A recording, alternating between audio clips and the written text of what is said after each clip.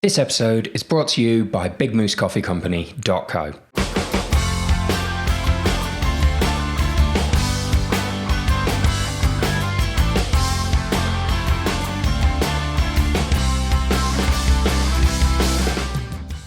Pals, welcome. Welcome to another episode of Everything Endurance. Thank you very much for joining us again. There's been a few changes this week. Boris has now decided that we're allowed out for a little bit more exercise. So if, like me, up to now you've been spending the lockdown sat in your pajamas, brushing up on your bakery skills, you've now run out of excuses to not go and work off the baking afterwards. Cheers for that, Boris. A genuine thank you here, and I'm going to do this every week, a genuine thank you to everyone who's out there working on the front line. If you are shelf stacking or working in a hospital somewhere, thank you so much for all the work that you've been doing. Anyone who's been out on one of Beyond the Ultimates races will know that we work very closely with a company called Exile Medics, and they're the amazing blue t-shirted doctors and nurses who are out there in the middle of the jungle or the middle of the desert patching our runners back together so they can get to the finish lines. And they're now all on the front line across the NHS. So thank you guys. Thanks for looking out for us. We look forward to seeing you somewhere awesome again soon. Wherever it is that you are listening to this podcast, it'd really help us out if you could give us a like, leave us a review. That'd be great. We love that kind of stuff. The more attention we can get on this podcast, the better for us, and we're going to take over the world. We promise. We just need your likes and reviews to do it.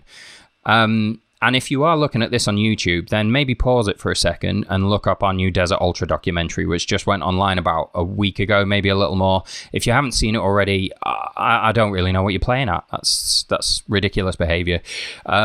Stop staring at your four walls or staring out your window for a little while and go and spend 30 minutes looking at huge desert views and beautiful sunsets. And hardship. And I think there's at least one vomit during the thing as well. But, that's ultra running. That's what you guys came for.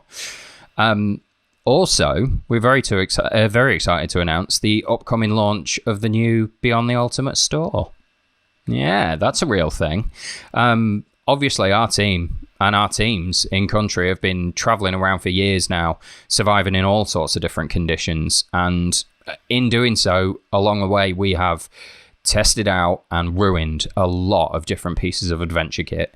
And this is an opportunity for us to show you which bits we like, which bits we think work, and to sell them to you directly. We've got products on there as well that we've been developing directly with the manufacturers. So they're one-off items you're not going to find anywhere else. And genuinely, it's all stuff that we wear while we're out and about in the jungle, in the desert, in the middle of the Arctic. So we trust us. If it's on there, we've tested it to destruction and it's done well. Let's move on, shall we? Let's get ready for this week's episode. We've got a really interesting guest for you today. This is somebody who, there probably has been a time in your life where you've been at a job that you didn't think was going to work for you, that you're thinking, I don't know how I ended up at this desk. This isn't the office for me. This isn't where I'm supposed to be. This isn't where I want to be in 10 years or 20 years. This isn't where I want to retire. We're talking today to somebody who had that epiphany at their desk and then found themselves taking on a 17,000 kilometer run from Vancouver down to Buenos Aires, self-supported, all on their own, pushing a baby stroller full of all the possessions they had left in the world, and has since managed to make a life out of adventure, hopping from one country and one awesome experience to another. And we're going to talk to him today from his own little lockdown in France. Today we're talking to Jamie Ramsay. Jamie, how are you doing? I'm very well, thank you. And thank you very much for having me along for a conversation. Oh, no, thank you very, very much for joining us. I know I've been saying this a lot over the last few episodes, but this is the silver lining of the whole lockdown situation is the amount of adventurous people I've been able to pin down since they're all confined to quarters at the moment. How's the lockdown been treating you, Jamie? It's a bit of a weird situation because right now I was actually meant to be on a cycling adventure, which was going to be about 5 months long, and that just got taken away from me. And because of the nature of what we do is like traveling to far away places, I can't plan anything, and I can't. So the kind of my life of just freedom has been pulled out from under me, like everyone else, and you just learn to adapt. And my life of a kind of just doing whatever I want, wherever I want, however I want, in a kind of very laissez-faire way. I'm actually learning how to deal with kind of doing things within parameters, which is kind of a good lesson. So it's made the world a little bit smaller for all of us, really. Are you managing to find enough stuff to do to keep yourself active within the little world you've got around you? Yeah, so I actually live in France. So today is the very first day that we've been allowed to venture more than 1 kilometre from our house. And I've pinned you down to a desk on today of all days. It's actually raining as well, so that makes me feel better. I will go out later on. But no, I think when you can't go out, then I've been using the time to plan everything. So as soon as I'm able to go out, I'm in a better position than I was before. So, right now I've got over to my left is my touring bike and it's getting packed. And behind me is my hiking backpack. And I'm making sure that I have the right kit. I'm making sure I'm doing the right training. I'm looking at maps and planning routes. And so you just got to turn these negative moments into positive planning moments. And dreaming of adventure, and that dream will sustain me through this weird time. I suppose it's something that I've heard said before about when you're preparing for a particular race. So if you're preparing for a particular adventure, that actually the bit where you get in country and you do the challenge is just the last stretch. It's the last stage of this adventure that you've gone on. That actually it's a long, long journey before that in all the planning and training and preparing and everything. So what you've got now is still an adventure. You're just doing the behind the scenes bit, getting ready for when you can finally go in country or out of the country. Yeah, that's true to a certain extent. Though I one thing I do try and say is I hear a lot of adventurers speaking, and they are like, "Oh, to be here, it took me this much time, and it took me this much money, and I had to buy all this stuff." And I always find that's a very negative message for adventure, because I think that puts off a lot of people from actually going on adventures because they think it takes so much time and effort. That actually, to go on an adventure, you don't need to. So most of my adventures, I just turn up in a country with very little research and just making sure that I'm fit enough, and then just take on, because if you're fully planned for an adventure, it's not really an adventure. I like the unknown to be there. So okay, fantastic. As I've always been, ever since I started getting into this sort of area, ever since I started working around multi-day ultras and stuff like that, I've been fascinated with Raoul Amundsen and his attitude very much that adventure is what happens when something's gone wrong in your planning and in your preparation for everything. Maybe that comes from my position as someone who's, managed anxiety for an awful lot of years, but it's amazing to think your approach here is very different to mine, I guess. You will put yourself out in the situation and have faith in your abilities. Well, I think it's one of those things, the more adventuring you do, the more you learn how little you can control. So when I started, and I'm sure we'll talk about it, but my biggest adventure is running the Americas. At the beginning, I had this plan, and this is what I was going to do on a daily basis, and this is where I was going to be. And I think about 4 days into what ended up being about 367 days of running, I realized that planning was just a complete waste of time, and I just had to take it day by day. And actually that made the whole thing much more manageable, and I actually performed better. So yeah, I think planning's overrated. Fair enough. Well, also you've gone back and mentioned Run the Americas there. Let's go back. Let's actually chat about some of your adventures. I'm sure our listeners are happy to just listen to us waffle on for a while, but let's talk about you, Jamie. Your sort of story, your journey into adventure starts with you in an office in London. Yeah. And yeah. When did you start making the transition, and what made you think, hang on, I'm going in the wrong direction here? Yeah. So basically, I think the kind of transition to adventure, I'd say, is in a kind of two-stage story. I started off working in the city back in 2002. And I think, like a lot of people, I just went school, university, London, got a job because I needed a job. And I fell into the trappings of like a salary coming in every month, and then suddenly you have bills you have to pay, and you just get deeper and deeper and entrenched into this lifestyle. that you may not have actually chosen and was not fueled by passion. And over the years, I realized that I was unfulfilled, unhappy, but also starting to kind of stray away from the path a little bit. I was dissatisfied with everything. And when you're dissatisfied, you look for ways to escape. My escapism was over exercising. And then as I got kind of further down the road, came to over rehydrating in the pub afterwards. And those two things don't go well together. And, I think a lot of people who probably do multi-stage racing, we all know the journey. You start off with a 5K, then you do a 10K, then you do a half. And then, I always say that this kind of world that we're in, it's a little bit like a drug. Once you've done the marathon, you need to find what's next. Where am I going to get that hit from?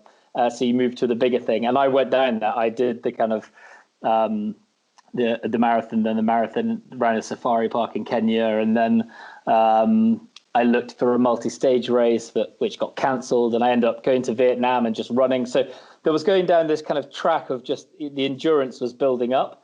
But then on the flip side, I was just escaping to the pub more and more and more. And the kind of snap decision to make a change in my life came when I, having been out on a night's drinking with some friends, woke up on the floor of the bathroom at my work, having made the decision the night before that going straight to work from the pub made more sense than going via home. And as I peeled myself off the bathroom floor, looked in the mirror, I kind of thought, this is not normal. You have to make some changes. So I kind of married the endurance that was building up in my private life, like with running and everything, and the passions I wanted to do, which is traveling, and turned to that as an answer to how to dig myself out of this downward spiral that I was in. You had a dictionary definition textbook moment of clarity there. Yeah, definitely. And I think one thing that really, which I look back on now, is I walked out of that bathroom and into the office, and I sat down and I looked around the office and I thought, I don't want to be any of these people. So why am I sitting in this chair? I was looking at these people who were either unhealthy or never saw their wives or children or husbands, and thought, I don't want to do this for another 30 years. And then I thought to the people like Sean Conway, Mark Beaumont, and all these kind of people, and I thought, why do they get to do what they're doing and I have to do this? And I realized that the only difference was that they were brave enough to make the decision. They were strong enough to take on the challenges, and they weren't scared to fail. And that's what allows you to put yourself out there. So I had to learn how to do that. So yeah, I remember from talking to Sean Conway about it, it seemed to be there came a moment where he gave himself permission to do that. There came a moment where you go, no, I don't know why I'm doing this. And I should be doing something else. And it's okay for me to want to do something else. Because people will talk to you about instability, financial instability in your life. And the life you're choosing of adventure here is yeah, it is unstable. As you've touched on, your adventures aren't going to turn out exactly the way that you planned for them to at all. So it takes a lot of guts to make that decision, I think. And I don't know if there's a big system out there in a societal sense that encourages people to make that decision. Well, it's a difficult one, because I do watch a lot of people talking, and there's this kind of sense of quit your job and go on an adventure and you'll be happy. And I think that that's actually not a very constructive message to everyone, because the vast majority of people like structure in their life, and they like having a little bit of certainty, and they like safety, and they like nice things, and they like family environments and stuff. My decision to become an adventurer has meant that I have had to change the way I live my life. I have to make decisions like I don't want to have children. I have to make choices about a lot of things, which I'm happy to make those sacrifices so I can do the things that I want to do.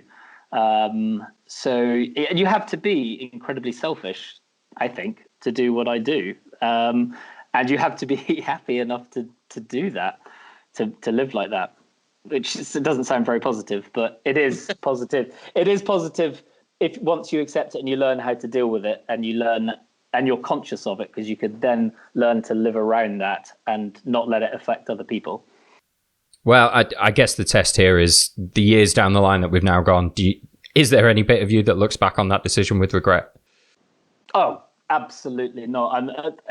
It's a lot of people ask about regret, and they ask about decisions that you made earlier in life. And I don't regret anything I've ever done in life, because I very much believe that everything you do, every right and wrong decision you have made has led you to be where you are at this precise moment. And if you're happy where you are at that moment, then you cannot begrudge anything you've had to put up with to get to where you are. All you can do from it is learn to move forward in a more positive way that will be more productive for you. So no, I don't. I don't have any regrets about any of the decisions I've made. I just wish I could do more. Fantastic. So you mentioned while you were living in that life, you were still, pretty fit in terms of your running stamina and stuff. You were out doing marathons. Was that the Lewa Marathon you mentioned there as well? I did the Lewa Marathon. That was it. That was a great one. It was one of those adventures or runs that I kept telling people I was going to do. And everyone's like, oh, that's amazing. And I never quite got around to doing it. And then someone called me out on it and said, yeah, all right, I'll come and do it with you. I was like, what? And so I now actually have to go and do this thing. So I signed up to do it. And then they pulled out. And I ended up having bought my flight. And I didn't realize it was a big kind of corporate race. So I just flew to Kenya, hired a car. And everyone was like, how are you getting them? I was like, well, I'm just going to drive. And they were like, you can't just drive across Kenya. And I was like, well, I don't have any choice. So I put a tent in the back of the car, drove by myself from Kenya to Lewa, set up my tent and my little cooking stove, and then just did it all as a kind of solo adventure. And it was amazing. It is what sparked this, I think, something inside me that took me to a life of adventure. I love that. And it's a beautiful, beautiful area as well. I know. Weirdly, I've got the Rangers Ultra hoodie on here. So we've been. No, because I just loved it, because when I was there, there was the people who had paid a lot of money and were there going on their corporate game drives. And then there was me in my tent. And my game drive was, there were two guys. There was Romeo and another guy who were cleaning the loos. And I got speaking to them, and I said, where do you live? There's no houses around here. They were like, oh, we're like 10 kilometers away. And I went, how'd you get here? And they're like, we walk. I was like, dude, I'll drive you. I've got a car.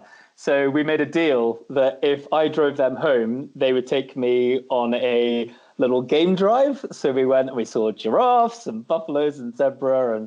And then for the rest of the time there, they looked after my tent for me and made sure that nothing went missing. And that was great. So that's the kind of thing I loved more. I loved the running, but it was those interactions. And it's the same with all adventures. It's not the traveling, it's the interactions that make it special. Yeah, no, I absolutely agree with that. It's the little unexpected interactions you have with people. Yeah, they were the guys that cleaned the toilets on the campsite. Go and speak to them. They're from here. They know 80 times more about living around here than you do. Yeah. Yeah, no, I love that. Anyway, sorry to go into that. I'm just a massive fanboy for Kenya these days. So, it's anytime that comes up. Places to go back to. So what was the jump? What was the point where you slammed your resignation on a desk? What was the adventure you were jumping into? And was there a slamming a letter on the desk moment? I really wish there was a slamming of, because I was making this really brave decision to leave my corporate life behind me and go on this adventure. And the adventure I'd chosen was, so basically I sat down and I decided I need to quit. So I was like, right, if I'm quit, I've just been made partner in an international communications agency. And I was like, right, I'm quitting it all. And so I need to go away, and it has to be at least a year. And I want to be running. So I was like, how far can I run in a day? I was like, 30 kilometers. So 365 days, it's 11,000 kilometers. Where am I going to go? And I looked at going around the world, and I looked at the map, and I was like, ooh, I don't want to go through there or there. And as this is quite expensive. And actually, and to be honest with myself, I didn't have the skills, the finances, or anything like that. So then I looked at running down through Africa, and then I was like, that looks a bit sketch. Let's save up until, and then I looked across to America, and then thought Vancouver to Buenos Aires was a nice route. And a lot of people go, why didn't you run from the from Alaska to Ushuaia? And first up, well, 3 reasons. First one, I couldn't afford it. Second one, I don't do firsts and I don't do records. It's not what drives me. I do it for the passion of the adventure. And then the third thing I say to people, like, once you've run from Canada to Argentina, you can come back and tell me I should have run further. So no, I looked, and so I sat at my desk going, right, okay, I'm going to quit today. And then I wouldn't do it. And then the next day, I'm going to quit today. And I didn't do it. And then it actually ended up being my boss coming over to me going, Jamie, I think there's something wrong. I think we should have a chat. And then I went into a meeting room. He said, what's up? And I said, I'm going to quit. And so he actually pulled me out on it. But I finished my job in July. It was July the 28th. And on the 14th of August, I was in Vancouver with a baby stroller full of stuff and 17,000 kilometers of road ahead of me. And it was the beginning of a wonderful chapter of my life that has changed my life forever. Wow.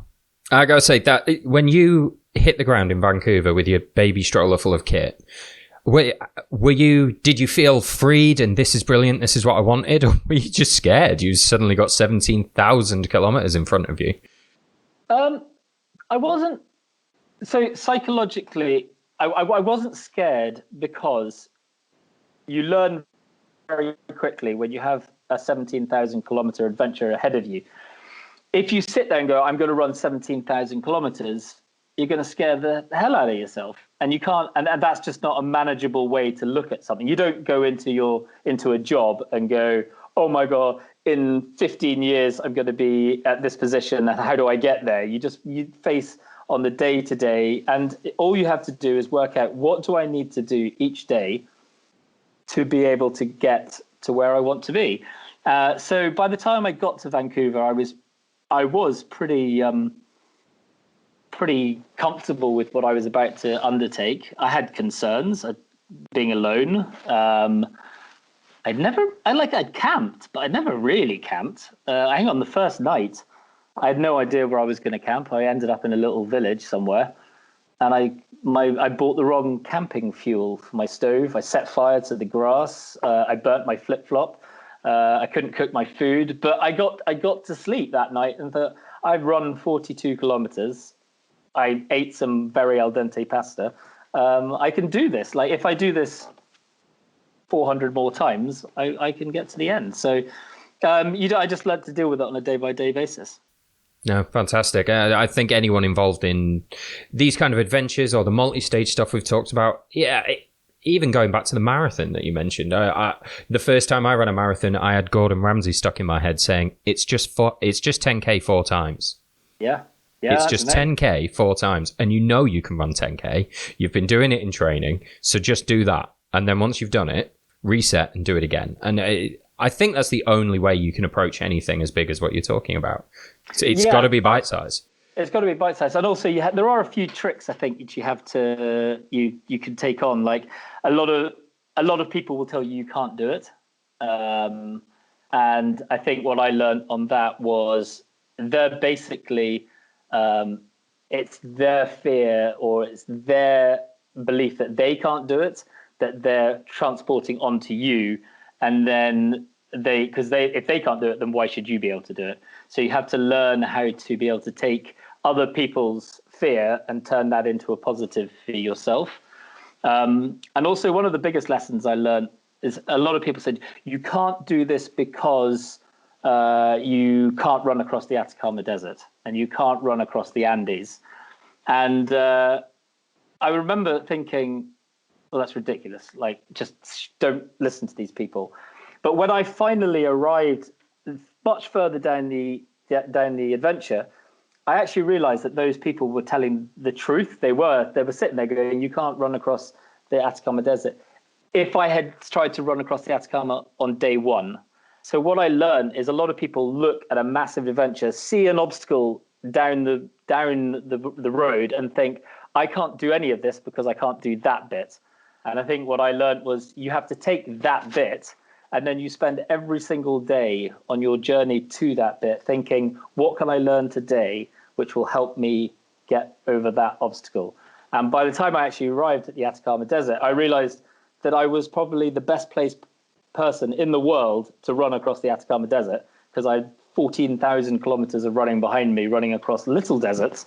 So I learned that if you're doing something big, the obstacles down the track, they're just things to preoccupy your mind while you're on the journey to get there. So I suppose that makes sense to go back to your sort of analogy about the job world earlier. You don't take your first job in the bank knowing how to be a bank manager. You develop over time. It's on the job training, and you did your on the job training running from Vancouver down. We're gonna have to go back on it then. God, it's such a big trip. I don't know how we can pack 17,000 kilometers of stuff into us chatting when there's some other things we want to touch on as well. But what stands out? There's always moments on any adventure that stick with you for life. Like what stands out as you ran down? Yeah, so I know we're talking about running, but when you're on a running adventure, it's not the running that stands out. The running is just the mode of transport from one experience to another. So Rian Stancer, the South African adventurer who cycled around Africa, I asked him about writing a book because I'm trying to write a book at the moment. And he says, what did you do? And I went, I ran from here to here. And he goes, okay, so never mention running in your book. And I was like, yeah, all right. And it's true because now when I look back on it, it's the time I hitchhiked across the Sea of Cortez on a boat that stands out. It was the time where I got a police escort across the Satura Desert because there were meant to be these banditos with guns. There was the time I stayed with a tribe in Panama or went to a cockfight in Panama in the Darien Gap. And these are all things that I didn't plan, but just happened. And they are all interactions with other human beings that brought the adventure to life. And as much as I am very much a solo adventurer, but even as a solo adventurer, it is the interactions with other human beings that bring value and meaning to whatever it is you're doing. So, running the Americas, every single day something happened that was nice, positive, and made the journey worthwhile. And I could sit and chat about it ad infinitum if you wanted me to, but that might bore people. But we're here to hear about adventure. Yeah, don't feel put off. I would say running across the Andes was my single greatest for me as a kind of sense of accomplishment. When you're standing in San Pedro de Atacama, and it all sounds a bit weird when I say it now, but I just run 700 kilometers across the Atacama Desert in 13 days without a rest. And then I got to San Pedro de Atacama and there were people around and I just wanted to cross the Andes, which was standing in front of me at 4,830 meters. And, for the whole of my journey, this had been the final hurdle that I had to get over. And running up to 4,800 meters just was the most mentally, physically grueling thing I've ever done. It was the only time I cried on the whole adventure. And it filled me with so much hope that I was actually going to make it to the end. And it challenged me in a kind of adventure way through just the logistics of having to run at that altitude, 60 kilometers every day, pushing a 50 kilo stroller. So yeah, that was my single greatest moment, I would say.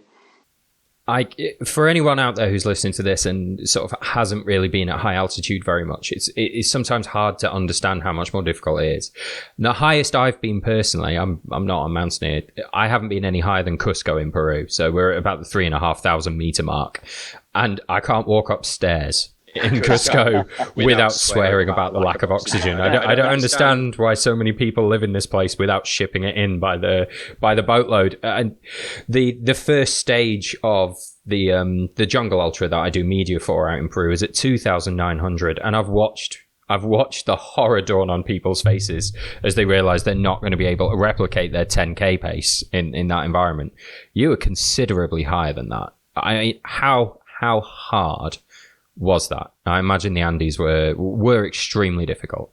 It was extremely difficult, and there were lots of different factors. So during the day it was very, very hot. During the night it was very, very cold, and there is absolutely no water. There is absolutely nowhere to buy food. There's nothing. So logistically it's very difficult.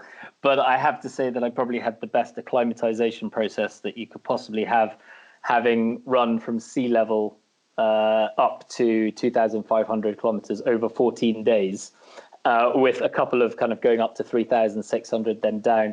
So the process of actually acclimatizing did put me in quite a good stead. But obviously I dropped my camera one day and I thought I'd lost it. And that was the moment I burst out crying. And it was that emotional thing wouldn't have affected me at a lower altitude. But when you're so fraught up at high altitude, it really does. It does affect you quite. Yeah, it was quite. Luckily, I got my camera back. So. Oh, good. I'm glad. And yeah, fraught, sleep deprived, oxygen deprived. Your emotions are always going to be way magnified. Yeah. But as you say, you didn't just turn up and cross the Andes. You turned up and crossed the Andes, having come all the way from Vancouver, conditioned yourself along the way, and then 14 days of gradually building up to that. No. And I have to say that I think, because I have done a few multi-stage races since, and I have to say the preparation of running the Americas has put me in, like, as a training for when I approach multi-day races, I can see the benefits of what I've done in the past and how that helps me with that kind of the multi-stage, which I think is just the greatest form of running, multi-day running. So. Yeah, well, I mean, I'd have to agree with that, but there's an argument, as a certain amount of bias from my side. 17,000 kilometers then.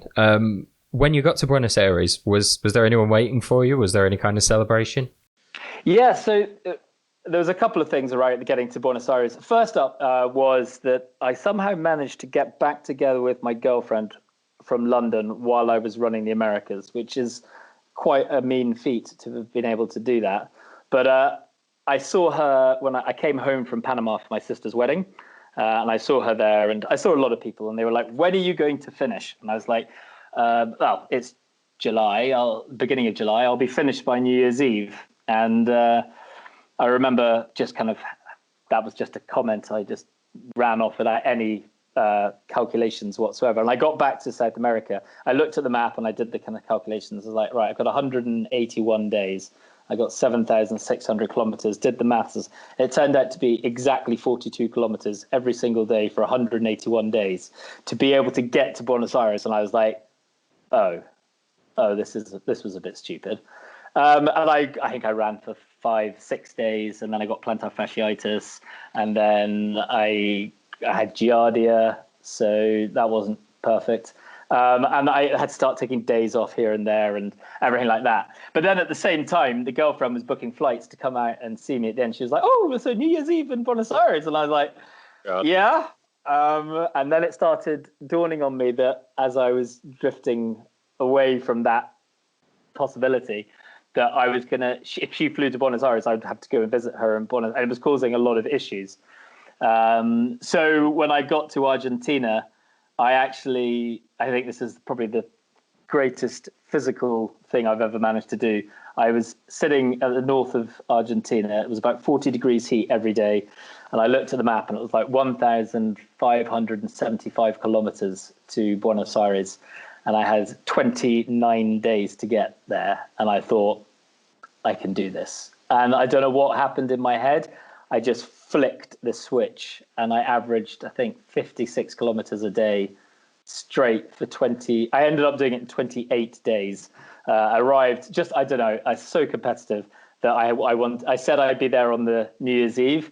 I wanted to get there one day early. So I rolled into Buenos Aires a day early, triumphantly, embraced by my girlfriend. And then I have to say that it filled me with a lot of sadness because I realized that whole 181 days had been about trying to get somewhere as quickly as possible. And I think I robbed myself of maybe enjoying some of the places I'd been as maybe as much as I could have. I became this relentless, I have to carry on running. I have to run. And I could have eked this out for another 3 months if I'd wanted. But I just kind of had this. And as I said, I'm not about firsts or records, but I am about competing against yourself. That is, to me, the most important thing. So, yeah. But it was lovely to see her in Buenos Aires. And I actually managed to see, there were 3 backpackers who I'd seen in Lima, San Pedro de Atacama, and were in Buenos Aires at the same time. And they all had little placards up, and there were things like, I wish I could have your babies, and I wish the American government ran as well as you, and all this. It was quite a special moment. Amazing. So afterwards, when you came back you headed back to the UK from there? I don't know how long you've been in France. Yeah, no, I flew to, I actually flew to Terminal 5, put my stroller back together, and then ran to the centre of London, just because I was like, I can't take a tube.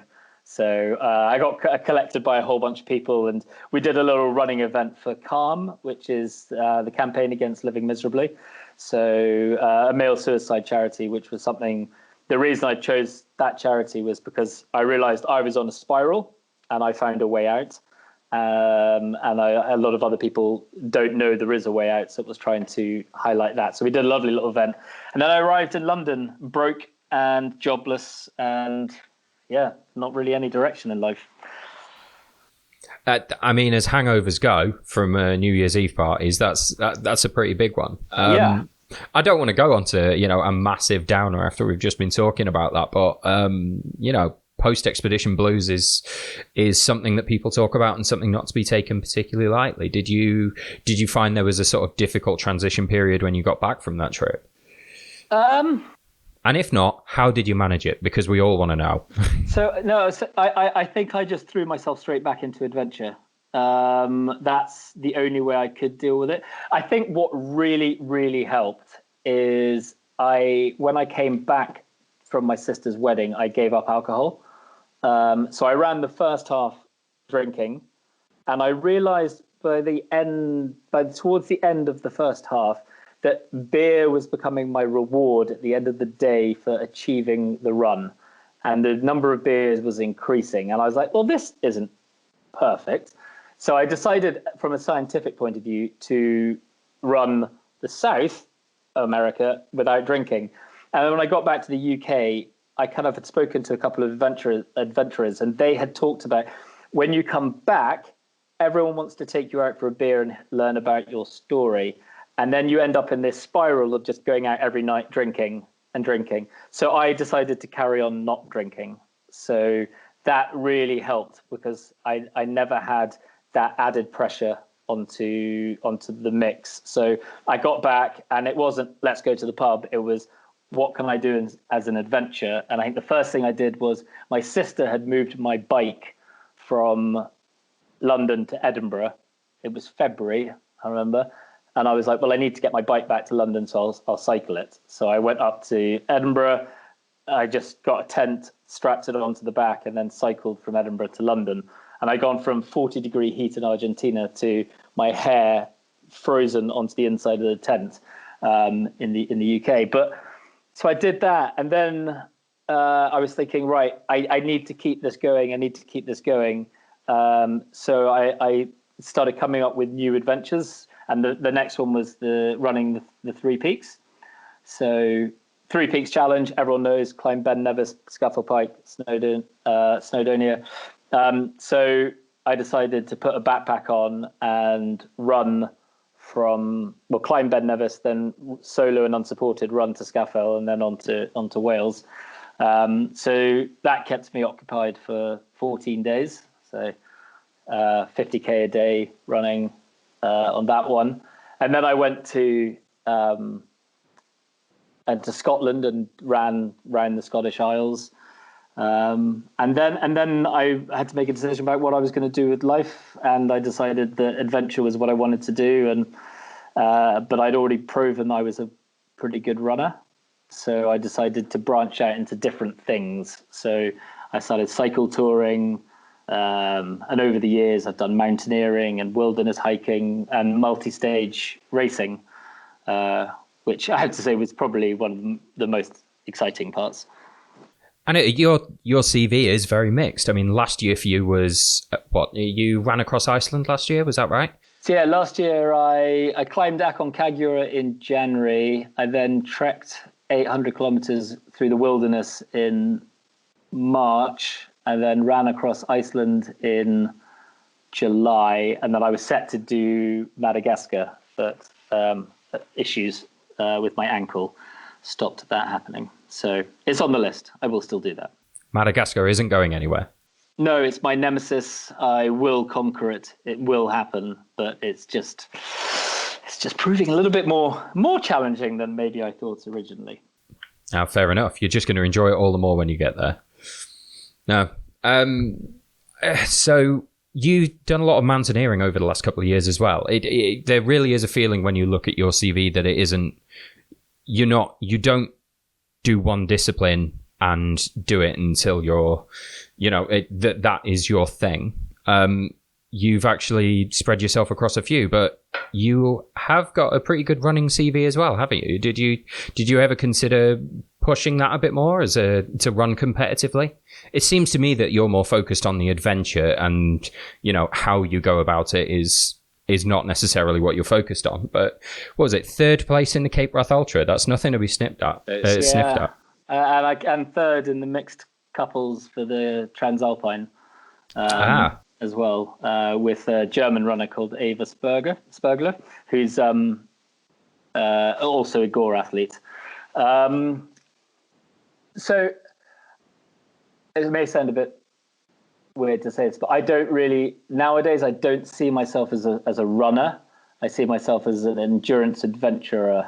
And I've been speaking to lots of people doing the Cape Wrath Ultra, and they're talking about their training, and they're saying like, "Oh, so I run this far," and I'm like, for multi-stage racing, running is like the least part you need to train for. So that's why I haven't really pursued running as anything more. It's the adversity, it's the hardship, it's the challenge that I want to overcome, not the speed.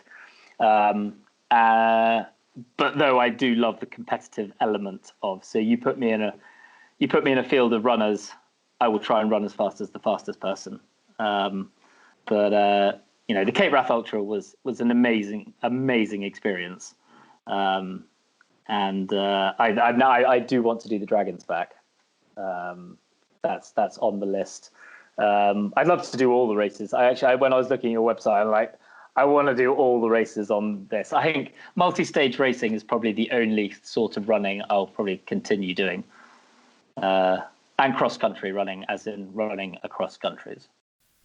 Kind of cross-country running. We're not talking about the PE at school stuff here. Proper cross-country running. But so I think also I injured myself quite badly doing the Cape Wrath Ultra. And that is partly what has led to me doing a wider sphere of adventuring, because running is something I have to be more careful with now. And that was a big lesson I learned, because in the Cape Wrath, it was day 4. I was running and I sprained my ankle, and I couldn't walk. I stumbled home that night, and I looked at the leaderboard and I was in 3rd place, and I should have quit at that point. 4 more days, 200k to go. And I remember I woke up the next morning, went, no, I can do this. I can do this. And I went out and I started running, and everyone overtook me, the whole field. All the people who had been walking were overtaking me, saying, this is really sad. And I was like, yes, it's not helping, but yes. And luckily, because we're in Scotland, I actually found a pub in the middle of nowhere, and I went in and I ordered a pint. And I sat down, had a pint, and then I just turned to myself and went, this is not the end. I will finish this. And I knew there was a GP out there.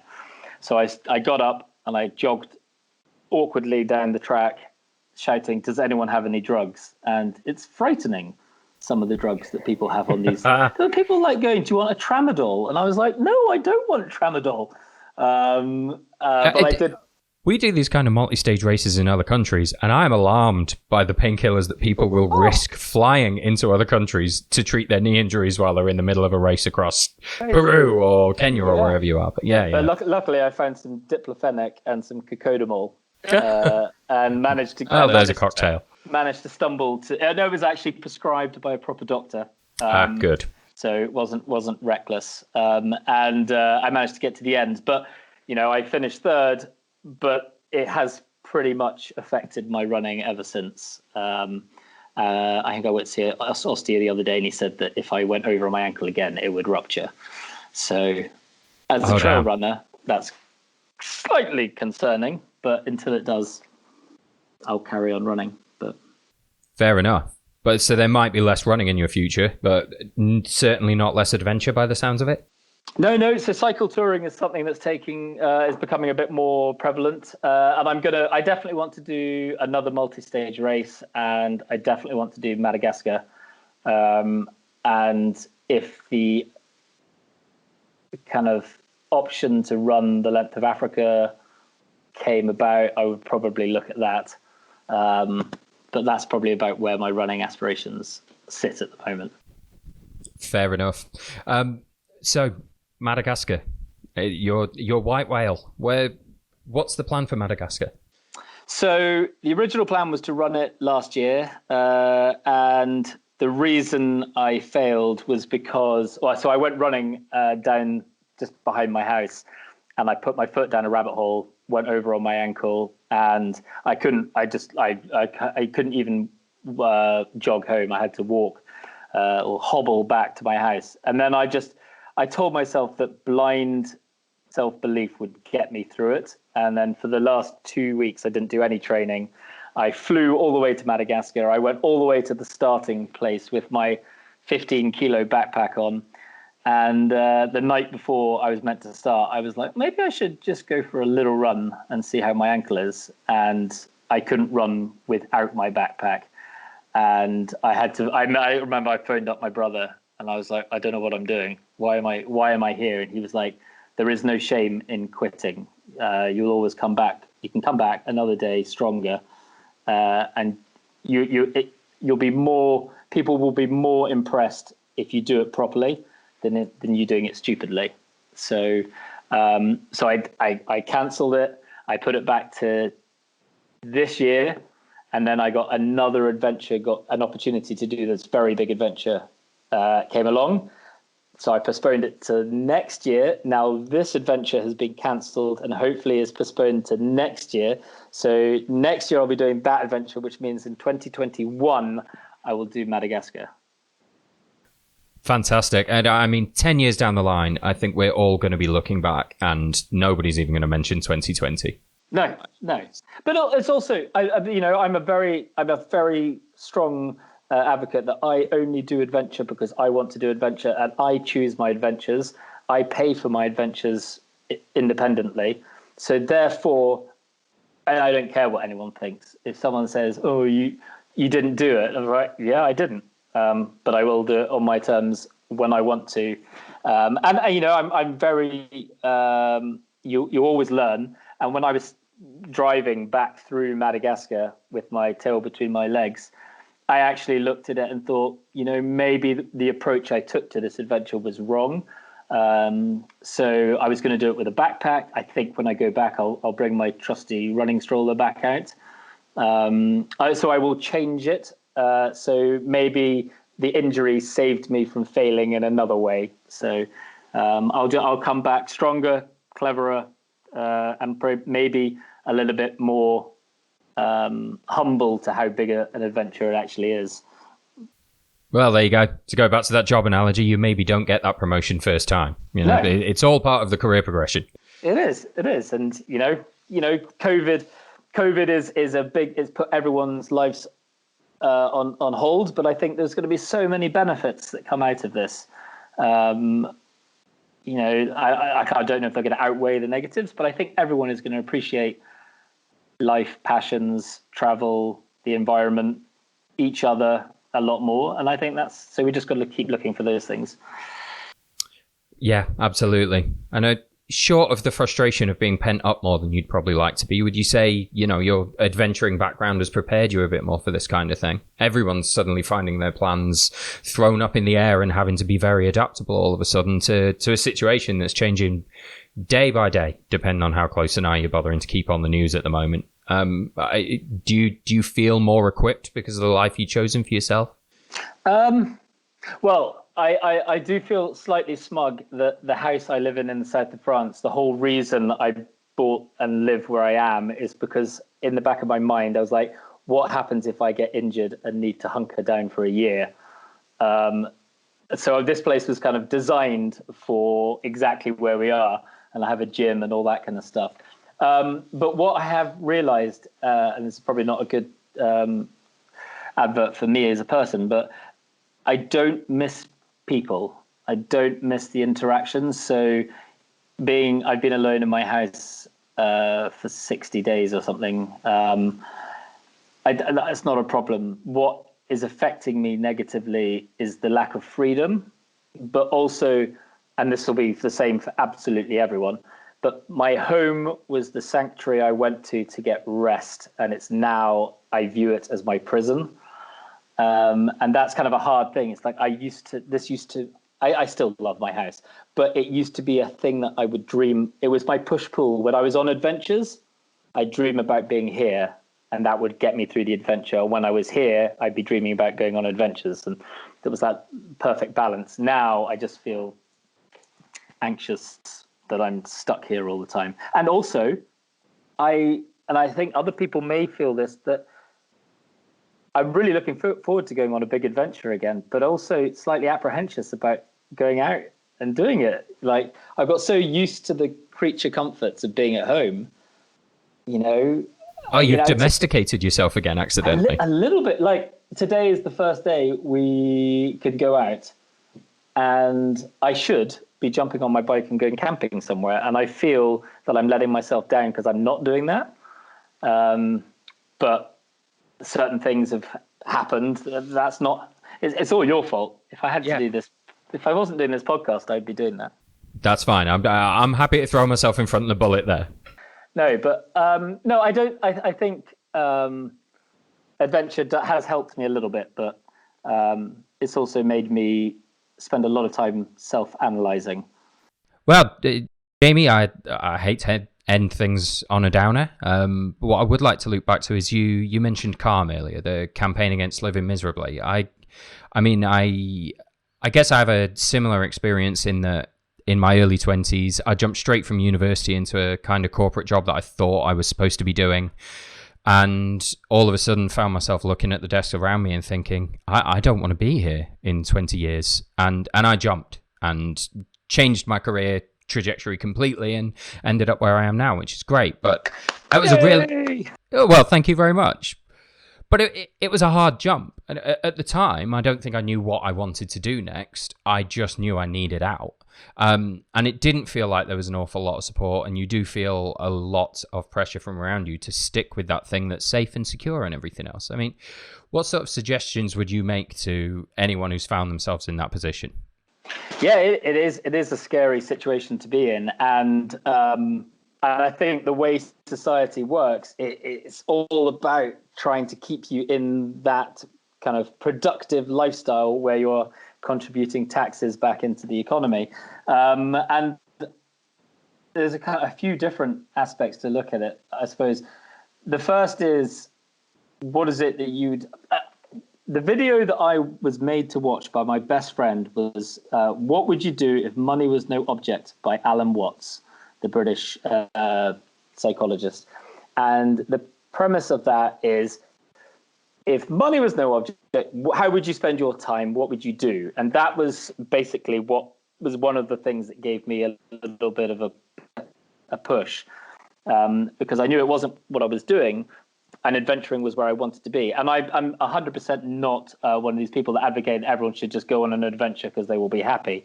I think everyone has different passion projects within them. So that maybe to maybe work in charity, or maybe start a cafe, or just anything, write a book, anything.